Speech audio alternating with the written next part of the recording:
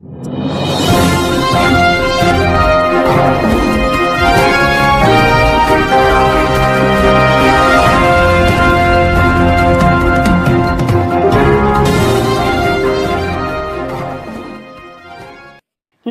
వార్తలకు స్వాగతం. ముందుగా ముఖ్యాంశాలు. మాజీ మంత్రి గుడివాడ అమర్నాథ్ మీడియా సమావేశం, టీడీపీ నేతలపై ఫైర్.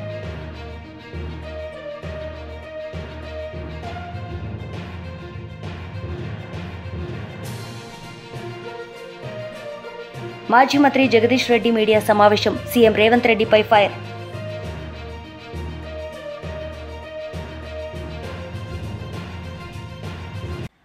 సింగరేణి సంస్థ చరిత్రలో మొదటిసారి బయటి రాష్ట్రంలో బొగ్గు తవ్వకాలు ప్రారంభించడం అభినందనీయమని ముఖ్యమంత్రి రేవంత్ రెడ్డి వ్యాఖ్యానించారు.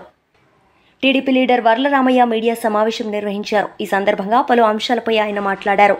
మీటింగ్ హాల్ దాన్ని పీపీపీ పద్ధతి ప్రకారం మనం కన్స్ట్రక్ట్ చేస్తే ఎలా ఉంటుందని ఒక ఆలోచన చేసింది ప్రభుత్వం. అదే ఆ జిల్లా కలెక్టర్ గారు మాట్లాడారు. చేస్తే మంచిదే కదా, బ్రహ్మాండంగా నిర్మాణం జరుగుతుంది కదా. 2000 మంది 2500 మంది కూర్చొని ఒక సమావేశాన్ని ఏర్పాటు చేసుకునే బ్రహ్మాండమైన ఎయిర్ కండిషన్ హాల్ నిర్మాణం పీపీపీ పద్ధతిలో చేయాలని ఒక ఆలోచన ఉన్నది ప్రభుత్వానికి. ఇది మొత్తం ప్రైవేటు పరం చేస్తున్నారు. అంబేద్కర్ గారినే ప్రైవేటు పరం చేస్తున్నారు. చెయ్యరండి. అక్కడ అంబేద్కర్ దగ్గర పగలగొట్టారు. అన్ని తప్పుడు రాతలు. అందుకే కరపత్రిక, అది వార్తాపత్రిక. అదే వార్తాపత్రిక అయితే రాయరు, అది నిజంగా సార్ అంటారు కొంతలో కొంత. అది కరపత్రిక కనుక జగన్మోహన్ రెడ్డి ఏది చెబితే అదే రాస్తారు. ఏం పగలగొట్టారు? పగలగొట్టిన మాట కరెక్ట్. అక్కడ పత్రిక మీరు కూడా వినాలి. జగన్మోహన్ రెడ్డి మనస్తత్వం ఏంటో మీరు కూడా వినాలి. ఆ అంబేద్కర్ ఆ పెద్ద ఎత్తైన విగ్రహాన్ని 400 కోట్ల రూపాయలు 404 కోట్ల రూపాయలు ఖర్చు పెట్టి నిర్మించిన మాట కరెక్టే, నేను కాదంటలేదు. మంచి నిర్మాణం జరిగింది, నేను కాదంటలేదు నేను. కానీ డాక్టర్ బిఆర్ అంబేద్కర్ గొప్ప, జగన్మోహన్ రెడ్డి గొప్ప అని మీరు చెప్పండి. మీరు ఐఎమ్ సారీ టు సే, మీరు దీంట్లోంచి వచ్చారు, ఒక మంచి సామాజిక వర్గం నుంచి వచ్చారు మీరు. డాక్టర్ బిఆర్ అంబేద్కర్ గొప్పవాడా, జగన్మోహన్ రెడ్డి గారు గొప్పవారండి? 11 ఛార్జ్షీట్లు సిబిఐ వేసింది మన జగన్మోహన్ రెడ్డి గారి మీద. 5 ఎన్ఫోర్స్మెంట్ డైరెక్టరేట్ కేసులు వేసిందండి మన జగన్మోహన్ రెడ్డి మీద. ప్రతి శుక్రవారం కోర్టుకు వస్తాడండి మన జగన్మోహన్ రెడ్డి గారు. ఆయన ఏం చదువుకున్నాడు ఇప్పటికి కూడా పెద్ద రహస్యంగా ఉండిపోయిందండి ఆంధ్రప్రదేశ్ రాష్ట్రంలో జగన్మోహన్ రెడ్డి గారు. తల్లిని చెల్లిని తరిమి కొట్టిన వ్యక్తి అండి మన జగన్మోహన్ రెడ్డి గారు. అవగాహన లేని వ్యక్తి అండి జగన్మోహన్ రెడ్డి గారు. 5 ఏళ్ల పరిపాలన అదొక అరాచక పరిపాలన అండి జగన్మోహన్ రెడ్డి గారిది. ఈయన గొప్ప, ప్రపంచ మేధావి, భారతదేశానికి అత్యున్నతమైన రాజ్యాంగాన్ని రచించి వశం చేసిన వ్యక్తి డాక్టర్ బిఆర్ అంబేద్కర్. ఆయన గొప్పవాడా? ఆయనండి జగన్మోహన్ రెడ్డి అండి. ఆ విజయవాడ స్వరాజ్ మైదాన్లో నిర్మితమైన ఆ అంబేద్కర్ ఆ సముదాయంలో వైఎస్ జగన్మోహన్ రెడ్డి అనే అక్షరాలు పెద్ద అక్షరాలు, డాక్టర్ బిఆర్ అంబేద్కర్ చిన్న అక్షరాలు పెట్టాడు. దానికి కడుపు మండిన ఒక దళితుడు వెళ్ళి సుత్తి తీసుకెళ్ళి దాన్ని పగలగొట్టాడట.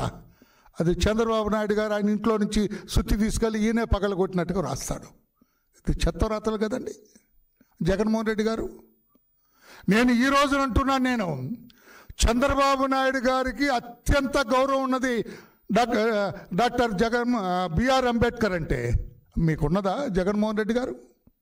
జగన్మోహన్ రెడ్డి గారు మీకు డాక్టర్ బిఆర్ అంబేద్కర్ పట్ల గౌరవం ఉన్నదా?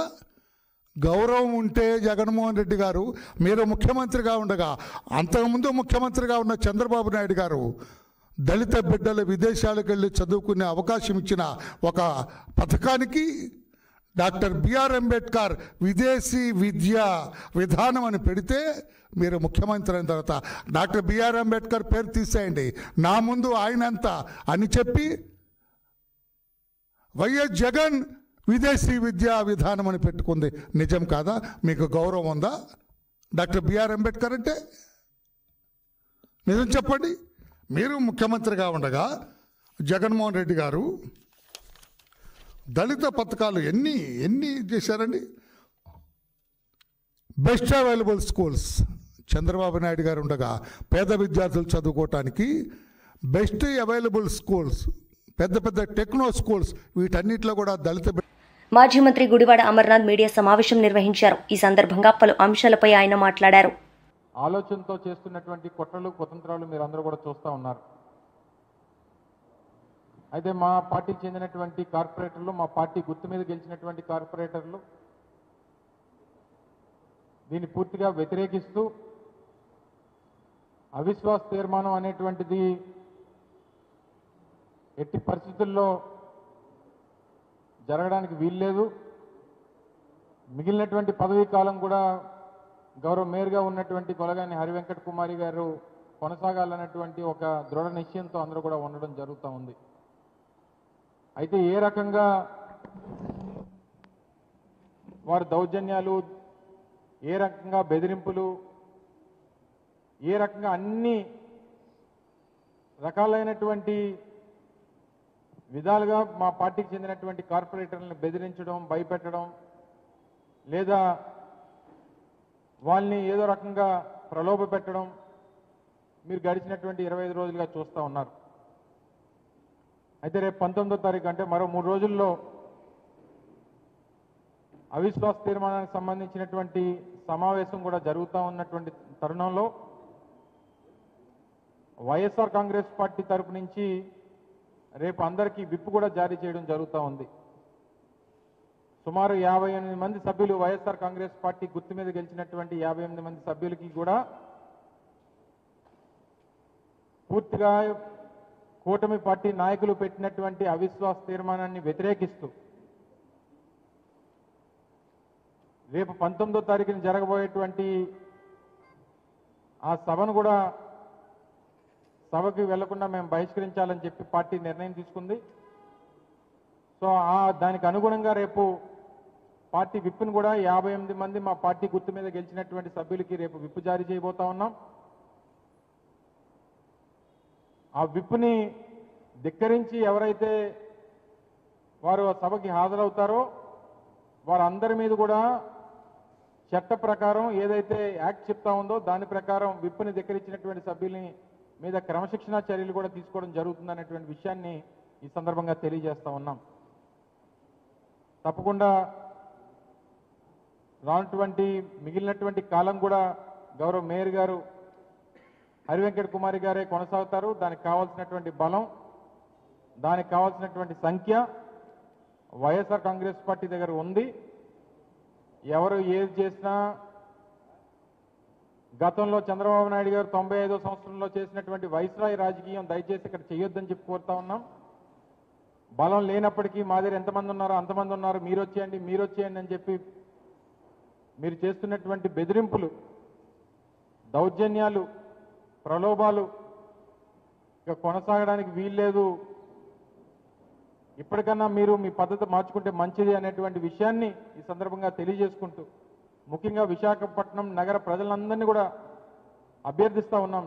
దయచేసి మీరు అందరూ కూడా జరుగుతున్నటువంటి రాజకీయ పరిణామాన్ని మీరు గమనించండి. రాష్ట్రంలో వారి పార్టీ అధికారంలో ఉందనేటువంటి ఏకైక ఉద్దేశంతో ఈ తప్పుడు నిర్ణయాలకి, తప్పుడు చర్యలకి వారు ముందుకెళ్తా ఉన్నారు. ప్రజల తాలూకు మ్యాండేట్ 5 సంవత్సరాల పాటు మా మేయర్ గారు కొనసాగాలని చెప్పి ఆ రోజు 2021 సంవత్సరంలో వారు మ్యాండేట్ ఇచ్చారు. దాని ప్రకారంగానే ప్రజాస్వామ్యబద్ధంగా జరగాలి తప్ప ఈ రకమైనటువంటి తప్పుడు విధానంలో వారు పీఠాన్ని చేజిక్కించుకోవాలనేటువంటి ప్రయత్నం మానుకుంటే మంచిది అనేటువంటి విషయాన్ని మరొకసారి ఈ సందర్భంగా తెలియజేసుకుంటూ రేపు అందరికీ కూడా మా పార్టీ గుర్తు మీద గెలిచినటువంటి మా పార్టీ కార్పొరేటర్లందరికీ కూడా రేపు విప్ జారీ చేయబోతా ఉన్నాం.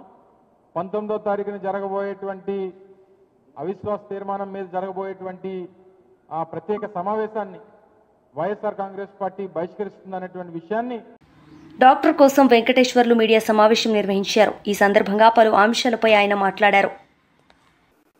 నేషనల్ హెరాల్డ్ పత్రికను జవహర్లాల్ నెహ్రూ స్థాపించాడు 1938.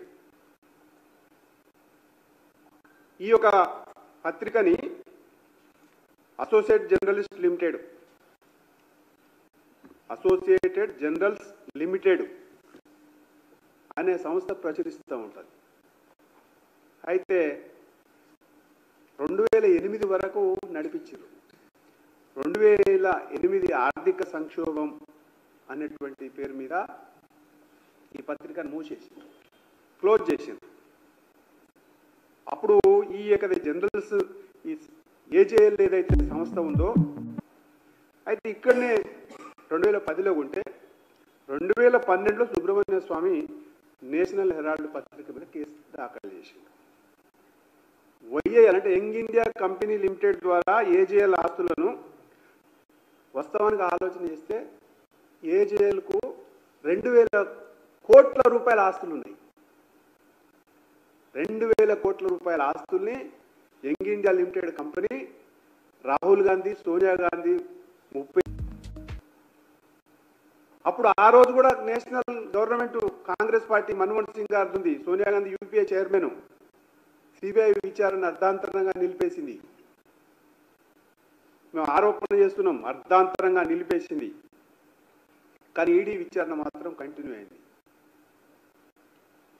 ఇది అనేక మలుపులు తిరిగి జగిత్యాల నియోజకవర్గ బీఆర్ఎస్ పార్టీ రజతోత్సవ సన్నాహక సమావేశంలో మాజీ ఎంపీ కవిత పాల్గొన్నారు. ఈ సందర్భంగా ఆమె ప్రసంగించారు. పోరాట చరిత్ర, ఎందుకంటే అవమానపడ్డం ఒకసారి యాద్ చేసుకోండి. అంతకుముందు ఆంధ్ర పాలనలో ఉన్నప్పుడు తెలంగాణ యాసలో మాట్లాడినామా మనం?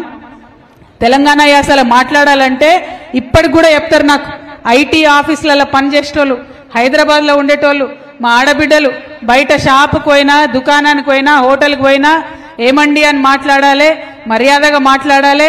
అంతేగాని తెలంగాణ వాళ్ళు మాట్లాడుకున్నట్టు మన యాస మాట్లాడే పరిస్థితి లేకుండే. 2001లో కేసీఆర్ గారు మైకు వట్టి తెలంగాణ యాసలో మాట్లాడితే అప్పుడు వచ్చింది ధైర్యం అందరికీ. అప్పుడు గుండె నిండా ధైర్యం పెంచుకొని మన భాష, మన యాస, మన పండుగ, మన పాట అని చెప్పి పిడికిలెత్తి ఉద్యమించినాం. మీరు గమనించాలి, 2001 నుంచి ఇప్పిందంటే అప్పటికే చచ్చిన పీనుగులాగా పడి ఉండే కాంగ్రెస్ పార్టీ, దేశవ్యాప్తంగా జీర్ణ స్థితికి పోయి ఉండే కాంగ్రెస్ పార్టీ. కానీ ఆనాడు గులాం నబీ ఆజాద్ గారు కేసీఆర్ గారి ఇంటికి వచ్చి ఈ కండువాతో పొత్తు పెట్టుకుంటే రాష్ట్రంలో, దేశంలో అధికారంలోకి ఆనాడు వచ్చింది కాంగ్రెస్ పార్టీ. అప్పుడు ఏం మాట ఇచ్చిర్రు 2004లో? ఇగో 2004లో మనం అధికారంలోకి రాగానే కామన్ మినిమం ప్రోగ్రాంలో పెడుతున్నాం, వెంటనే రాష్ట్రం ఇస్తామని చెప్పిండ్రు. కానీ ఇయ్యలే. ఎప్పుడు ఇచ్చిర్రు? 2004లో ఇస్తామన్నది కొట్లాడంగా అరిగోసవడంగా కేసీఆర్ గారు నా శవయాత్రనో తెలంగాణ జైత్రయాత్రనో అని దీక్షకు పోతే దిగి వచ్చి అప్పుడు ఇచ్చిండ్రు తెలంగాణ. ఉట్టిగా ఇయ్యలే. ఆ 10 ఏళ్ళు మనందరం కూడా ఎన్నో అవమానాలు పడ్డాం గ్రామంలో. ఇంతకుముందు మా జలందర్ చెప్పిండు, 2001లో కేసీఆర్ గారు ఆడ పార్టీ పెట్టంగానే జలదృశ్యంలో నేను ఇక్కడ జెండా పట్టినా అని. కానీ జెండా పట్టంగానే ఈజీగా ఏది రాలే. ఆయనకు రావాల్సిన ఇందిరమ్మ ఇల్లు 2005లోనే తీసేసిరని చెప్పిర్రు. అంటే కాంగ్రెస్ వాళ్లకు ఈ బెదిరింపులు కొత్త కాదు, మోసం కొత్త కాదు. ఆనాడు 2004లో మనని మోసం చేసిర్రు, మళ్ళా ఇవాళ 2024లో కూడా తెలంగాణ ప్రజలను మోసం చేసిర్రు. ఒక్క మాట ఒక్కటి కూడా వాళ్ళు ఇస్తామన్నది ఇచ్చినటువంటి పాపాన ఓలే. ఏమిచ్చిర్రయా అంటే ఫ్రీ బస్ ఇచ్చినాం మహిళలకు అంటారు. ఫ్రీ బస్ ఇచ్చిర్రు, సంతోషం. ఫ్రీ బస్ ఇస్తే బస్సులు పెంచుతారా తగ్గిస్తారా? ఎవరన్నా బస్సులు పెంచాలి కదా, సౌలత్ మంచిగా చేయాలి కదా, మహిళలు ఆత్మగౌరవంతో తిరిగేటట్టు చేయాలి కదా. ఇలా పరిస్థితి ఉన్నదా? టికెట్ కొనుక్కున్న మగవాళ్ళకు సీటు దొరుకుతున్నదా బస్సులల్లా? ఎక్కడన్నా ఆపుతున్నారా బస్సులు స్టాప్లల్లా? వికలాంగులు ఉంటే వాళ్ళు చెయ్యి ఊపినా కూడా కనీసం బస్సు ఆపకుండా పోయేటటువంటి పరిస్థితి. ఎందుకోసం? డ్రైవర్ మీద భారం, కండక్టర్ మీద భారం, ఆర్టీసీ బస్సుల మీద భారం. మరి బస్సులు మీరు పెట్టిండ్రు ఫ్రీ బస్, కానీ బస్సులు ఎందుకు పెంచరు? మా ఆడబిడ్డలు సౌకర్యవంతంగా కూర్చునేటట్టు ఎందుకు చేస్తలేరు? ఒక బస్సు ఇచ్చి మిగతా ఎగబెడతామంటే మరి మనం చూసుకుంటా ఊరుకుందామా? బస్సు ఇచ్చినాం కానీ బంగారం ఇయ్యమంటాడు రేవంత్ రెడ్డి గారు. విందామా? అట్లనే చూద్దామా? వద్దా బంగారం మనకు? ఎన్ని మాటలు అన్నారు ఆనాడు మనల్ని. ఇగో కేసీఆర్ ఉట్టి చెక్కిస్తున్నాడు మీకు 1,00,000 రూపాయలు, మేము వస్తే బంగారం తులం బంగారం. ఒక బస్సు ఇచ్చిరు, బంగారం తుసు చేసిరు. అవునా కదా? మరి నేను మీ అందరినీ కోరేది ఒకటే, రమణన్న ఈశ్వరన్న ఇప్పటిదాకా చెప్పిండ్రు ఈ మాట. ఇక్కడ ఒక కవిత చెప్తే నడవదు, అక్కడ పెద్దలు కేసీఆర్ గారు ఒక్కరు చెప్తే నడవదు, కేటీఆర్ అన్న ఒక్కరు చెప్తే నడవదు, మనందరం కూడా ఒక్కొక్క కేసీఆర్ కావాలి. ప్రతి గ్రామంలో మీరందరూ కూడా ముందుకొచ్చి ఇలా కమిటీలు వేసుకున్నారు. తమ్ముడు రాయకల్ మల్లేష్ మాట్లాడుకుంటే చెప్పిండు, అక్క 32 గ్రామాలు ఉంటే 31 గ్రామాలలో మేము కమిటీలు వేసుకున్నామని చెప్పారు, జెండా ఎగరేస్తున్నామని చెప్పిండు. అట్లనే ప్రతి గ్రామంలో కూడా ఈ పార్టీలు చేస్తున్న మోసాన్ని దయచేసి ఎండగట్టాలి. అది ఒక్క కాంగ్రెస్ అనే కాదు, మన బీజేపీ కూడా అదే పరిస్థితి ఉన్నది. పసుపు బోర్డు తెచ్చి మాజీ మంత్రి జగదీష్ రెడ్డి మీడియా సమావేశం నిర్వహించారు. ఈ సందర్భంగా పలు అంశాలపై ఆయన మాట్లాడారు. అదేవిధంగా మహబూబ్ నగర్, నల్గొండ, ఖమ్మం జిల్లాలకు సంబంధించిన సాగునీళ్లు, మంచినీళ్లు 2 అవసరాల కొరకు ఏదైతే నిలవబెట్టుకుంటుందో ఆ నీళ్లను అక్రమంగా దోసుకపోతున్నాడు ఆంధ్రప్రదేశ్ ప్రభుత్వం, దోసుకపోతుంది అనే మాటను మేము చెప్పినాం. ఒక్క రోజు కూడా ఇప్పటి వరకు ఉత్తమ్ కుమార్ రెడ్డి కానీ, నల్లగొండ జిల్లాకు సంబంధించిన కోమటిరెడ్డి వెంకటరెడ్డి కానీ, ఖమ్మం జిల్లాకు సంబంధించిన 3 మంత్రులు బట్టి విక్రమార్క కావచ్చు, పొంగులేటి కావచ్చు, తుమ్మల నాగేశ్వరరావు గారు కావచ్చు, మహబూబ్నగర్ జిల్లాకు సంబంధించిన మంత్రి కావచ్చు, ఏ ఒక్కరు కూడా స్పందించలేదు, మాట్లాడలేదు. ఆంధ్రప్రదేశ్ అరాచకాన్ని అడ్డుకునే ప్రయత్నం కూడా చేయలేదు. దానితోనే ఇవాళ యథేచ్ఛగా బీఆర్ఎస్ పార్టీ హెచ్చరించిన తర్వాత కూడా 65 టీఎంసీల నీళ్లను ఆంధ్రప్రదేశ్ దోపిడీ చేసింది. తెలంగాణకి ఇవాళ నీళ్లు లేకుండా చేసింది. ఇది స్పష్టంగా ఇవాళ కేఆర్ఎంబీ చెప్పిన దాంతోనే మనకు అర్థమైంది. ఇంత దుర్మార్గంగా జరుగుతుంటే ఎందుకు తెలంగాణ ప్రభుత్వం నోరు మెదపకుండా ఉంది? దాంట్లో ఉన్న మతలబేంది? చంద్రబాబు నాయుడుతో లోపాయికారి ఒప్పందం చేసుకునేనా? ఇది దేని కొరకు? మీ పదవుల కొరకేనా? మీ పైరవీల కొరకేనా? దేని కొరకు మాట్లాడకుండా ఉంటున్నారు, మౌనంగా ఉంటున్నారు? ఎందుకు అభ్యంతరాలు చెప్పలేకపోయినరు? అసలు సోయే లేకుండా ఎందుకున్నారు? ప్రతిపక్షంగా ఉన్నాం మేం, ప్రధాన ప్రతిపక్షంగా మా బాధ్యతను ప్రతి క్షణం మేము నెరవేరుస్తూ ప్రభుత్వంగా మీకు గుర్తు చేసినాం. కేసీఆర్ గారు ముందే గమనించి వారు చెప్తే వారి ఆదేశాల మేరకు మా నీటిపారుదల శాఖ మాజీ మంత్రి హరీష్ రావు గారు కావచ్చు, నేను కావచ్చు, మా వ్యవసాయ శాఖ మాజీ మంత్రి నిరంజన్ రెడ్డి గారు కావచ్చు, మా శ్రీనివాస్ గౌడ్ గారు కావచ్చు, మా ఇతర మంత్రులు అందరం కూడా, మా మాజీ మంత్రులు ఎవరైతే ఖమ్మం, నల్గొండ, మహబూబ్నగర్ జిల్లాలకు సంబంధించి, హైదరాబాద్, రంగారెడ్డి జిల్లాలకు సంబంధించిన ఇతర నాయకులందరూ కూడా స్పందించారు. నష్టం జరుగుతుంది, ప్రభుత్వం పట్టించుకోవాలి, నష్టం జరుగుతుంది, ప్రభుత్వం పట్టించుకోవాలి అని చెప్పి. కానీ ఒక్క మంత్రి కానీ, ఒక్క ఎమ్మెల్యే కానీ ఎవరు కూడా ఈ 5 జిల్లాలకు సంబంధించిన వారు నోరు తెరవలేదు. దానితో ఇవాళ మనకి ప్రమాదం వచ్చింది. రేపు ఈ 5 జిల్లాలలో తాగునీటికి కూడా ఇబ్బంది వచ్చే పరిస్థితి వచ్చింది. పొరపాటున వర్షాలు కనుక ఆలస్యమైతే హైదరాబాద్ అతలాకుతలమయ్యే పరిస్థితి వస్తూ ఉంది. ఇంత దుర్మార్గంగా ఈ ప్రభుత్వం వ్యవహరించడం అనేది దేని కొరకు అనేదానికి ఎక్కడ కూడా ఆన్సర్ లేదు ఇప్పటి వరకు కూడా. ఎందుకు ఇంత చేతగాకుండా, ఇంత దద్దమ్మల్లాగా, ఇంత రండల్లాగా ఉంటున్నారో సమాధానం చెప్పాలి. ఉప ముఖ్యమంత్రి కావచ్చు, పొంగులేటి కావచ్చు, తుమ్మల కావచ్చు, ఉత్తమ్ కుమార్ రెడ్డి గారు కావచ్చు, వెంకటరెడ్డి గారు కావచ్చు, జూపల్లి కృష్ణారావు గారు కావచ్చు, వీళ్ళందరికి మించి ముఖ్యమంత్రి కూడా ఎందుకు రండలాగా ప్రవర్తిస్తున్నారు? ఎందుకు చేతగాని వాళ్ళగా ప్రవర్తిస్తున్నారు? ఇంకా చంద్రబాబు నాయుడు బూట్లు నాకే పని ఎందుకు చేస్తున్నారు? ఇంకా ఎంతకాలం చేస్తారు? ఇది మీ పదవుల కొరకు, మీ పైరవీల కొరకు తెలంగాణకు ద్రోహం చేస్తారా? కృష్ణా పరివాహక ప్రాంత ప్రజలకు, రైతాంగానికి ద్రోహం చేస్తారా? దేని కొరకు జరుగుతుంది ఇది? ఉత్తమ్ కుమార్ రెడ్డి ఉత్త కోతలు చాలా మాట్లాడినావు. కేసీఆర్ 38 ఒప్పుకుండు, 39 ఒప్పుకుండు, మనకు నష్టం జరిగిపోయింది, రాసిచ్చిండు అని మాట్లాడినావు. ఇవాళ కేఆర్ఎంబీ చెప్పిన దాని ప్రకారమే 66, 34 తాత్కాలిక ఒప్పందం చేసుకున్నా దాని ప్రకారం కూడా ఆంధ్రప్రదేశ్ దాన్ని గౌరవించి ముందుకు రాలేదు. కేసీఆర్ ఉన్నంత కాలం 34% పైగా నీళ్లను వాడిండు, 38, 39% నీళ్లను కూడా వాడిండు అనే విషయం లెక్కలతో సహా స్పష్టంగా చెప్తుంది కేఆర్ఎంబీ.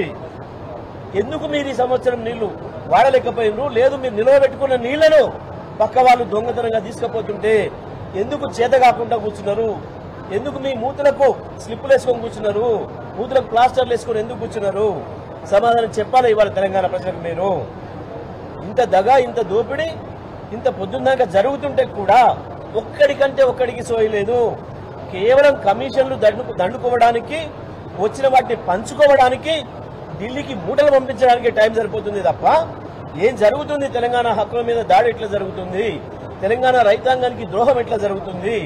తెలంగాణ 5 జిల్లాల మంచినీళ్ల పరిస్థితి ఏంది అన్న సోయి ఒక్కడి కూడా లేదు ఈ మంత్రివర్గంలో, ముఖ్యమంత్రితో సహా. ఎండాకాలం వస్తుంది, నీళ్ళకి ఇబ్బంది అవుతుంది, మళ్ళీ పాత రోజులు వస్తున్నాయి, సమైక్యాంధ్రప్రదేశ్ లో ఉన్న రోజులే మళ్ళీ దాపురిస్తున్నాయి. ప్రజలు మళ్ళీ మహిళలు బిందెలు పట్టుకొని రోడ్ల మీద పోవాల్సిన దుస్థితి వస్తుంది, కనబడుతుంది. అనేక చోట్ల నుంచి వార్తలు వస్తున్నాయి. అయినా ఈ ప్రభుత్వానికి చీమ కుట్టినట్టు లేదు.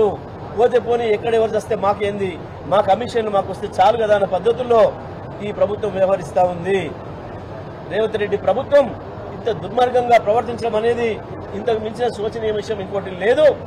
మేము చెప్పిన తర్వాత కూడా, ప్రధాన ప్రతిపక్షంగా మేము హెచ్చరించిన తర్వాత కూడా దాంట్లో వీళ్ళు మాట్లాడలేకపోవడం అంటే వీళ్ళ బేలతనం ఏందో ప్రజలు అర్థం చేసుకోవాలి. ఒక్కరు కూడా ఇప్పటి వరకు మంచినీళ్లపైన రివ్యూ చేయలేదు, సాగునీళ్లపైన రివ్యూ చేయలేదు.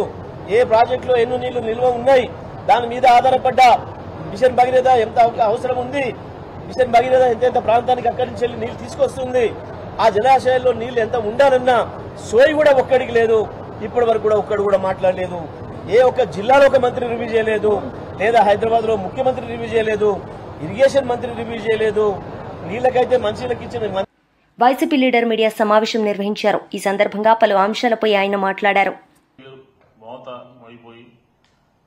రాష్ట్రంలో కొడబడినటువంటి శాంతి భద్రతల సమస్య ఎక్కడ యథేచ్ఛగా అన్ని నియోజకవర్గాల్లో జరుగుతున్నటువంటి దోపిడీ, టీడీపీ కూటమి ప్రభుత్వం యొక్క దారుణాలు, వాటి నుంచి దృష్టి మరల్చడానికి ఏకైక ఎజెండా జగన్మోహన్ రెడ్డి గారి నామస్మరణ. ప్రతి దానికి జగన్మోహన్ రెడ్డి గారిని అడ్డం పెట్టుకుని ఎక్కడ ఏం జరిగినా, ఈ 10 నెలల కాలంలో ఏం జరిగినా దానికి గత ప్రభుత్వము, జగన్మోహన్ రెడ్డి గారి ప్రభుత్వము, జగన్మోహన్ రెడ్డి గారి పేరు తీసుకొచ్చి డైవర్షన్ పాలిటిక్స్ కి తెరలేపడం జరిగింది. కూటమి ప్రభుత్వంలో ప్రతి ఒక్కరికి కూడా, ఆ 3 పార్టీలకి, ఆ పార్టీల్లో ఉన్నటువంటి ప్రభుత్వంలో ఉన్నటువంటి నాయకులందరికీ కూడా ఇది ఒక అలవాటుగా మారిపోయింది.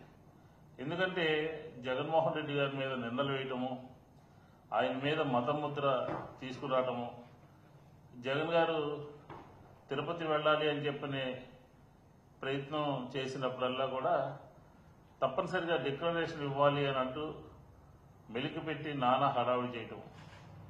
ఆయన తన పాదయాత్రకి ప్రారంభించడానికి ముందు పైకి తిరుమల వెళ్లి స్వామివారిని దర్శనం చేసుకుని పాదయాత్ర మొదలు పెట్టడం జరిగింది. అలాగే పాదయాత్ర అయిపోయిన తర్వాత తిరుమల తిరుపతి దేవస్థానం, టీటీడీ దేవస్థానానికి వెళ్లి తిరుమలకు వెళ్లి స్వామివారిని ఆశీస్సులు తీసుకుని రావడం జరిగింది. ఇంత భక్తి శ్రద్ధలతో ఆచార వ్యవహారాల్లో నిష్ఠగా ఉంటూ ఆయన 5 సంవత్సరాల పాటు అక్కడ స్వామివారికి ఆయన పట్టు వస్త్రాలు సమర్పిస్తూ ఉంటే, అయినప్పటికీ కూడా పదే పదే జగన్మోహన్ రెడ్డి గారిని ఎదుర్కోలేక, రాజకీయంగా ఎదుర్కొనేటటువంటి సత్తా లేక ఈ కూటమి ప్రభుత్వము ఆయన మీద దుష్ప్రచారం చేస్తాం. జగన్ గారి మీద బుర్ర జల్లాలని చెప్పని, అది ఆయనే కడుక్కునేటటువంటి పరిస్థితి ఉంటుందని చెప్పని ఒక కుట్రతో, కుతంత్రంతో ఏదో ఒక రకంగా దుష్ప్రచారం చేయాలి అని చెప్పని ఒక ఆలోచనతో కూటమి ప్రభుత్వం పనిచేస్తాం. ఏనాడు కూడా జగన్మోహన్ రెడ్డి గారు హిందూ మత విశ్వాసాలకు వ్యతిరేకంగా ఎక్కడా కూడా చిన్న ఇది చేసినటువంటి కార్యక్రమం లేదు. ఎక్కడ కూడా క్రిస్టియానిటీని ఆ ముద్రను కూడా ఎక్కడా కూడా చూపించలేదు. కానీ నిలువెల్లా విషంతో తెలుగుదేశం కూటమి పెద్దలు దారుణంగా అబద్ధాలు చెప్తూ జగన్ గారి మీద ప్రచారం చేస్తా, విష ప్రచారం చేస్తా ఉన్నారు. నిజం చెప్పాలంటే తాను సనాతన హిందుత్వవాది అని చెప్పుకునేటటువంటి, తిరుపతిలో హడావుడి చేసినటువంటి పవన్ కళ్యాణ్ గారు కూడా ఎక్కడా కూడా ఈ జరిగినటువంటి సంఘటనలో బయటకు వచ్చి మాట్లాడినటువంటి పాపన పోలేదు అని చెప్పని కూడా ఈ సందర్భంగా చెప్తా ఉన్నాం.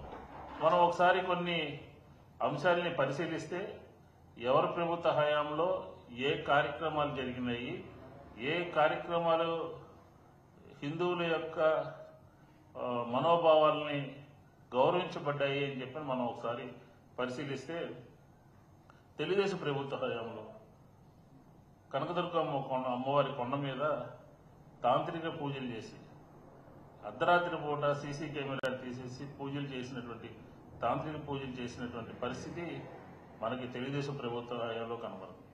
అట్లాగే కృష్ణా పుష్కరాలప్పుడు విజయవాడలో గోదావరి పుష్కరాల్లో.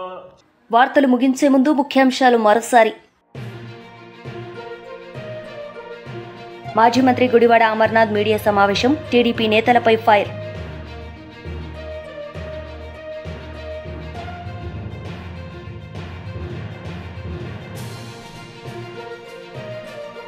మాజీ మంత్రి జగదీష్ రెడ్డి మీడియా సమావేశం, సీఎం రేవంత్ రెడ్డిపై ఫైర్.